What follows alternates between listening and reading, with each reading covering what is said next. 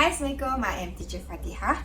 In this video, I will share with you on how to train our children to be able to tell heavy or light item after weighting them one by one at a time with their dominant hand to help improve their sensorial education. Later in this video, I will share with you on how to do that as well as their benefits. So stay tuned. So how to do this activity?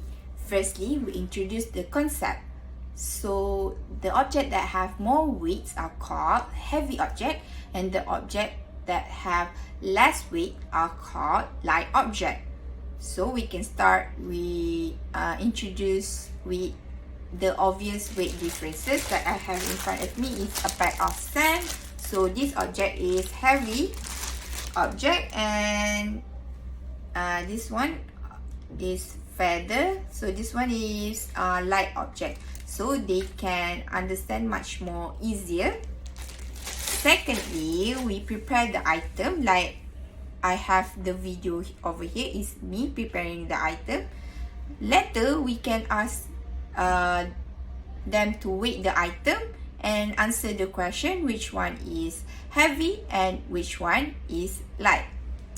And last step is we can ask them, invite them to do activity like relating the concept with a real life object from the environment, like this heavy item and this one is light item, so they can differentiate better.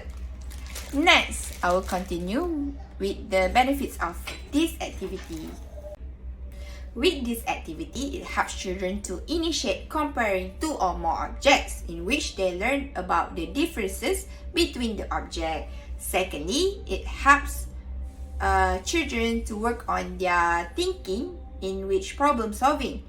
So they will learn to determine which object they can pick up easily and which object that they cannot. And lastly, it can help children to understand the concept of volume, mass, as well as measurement. So that's all from me, and thank you for watching.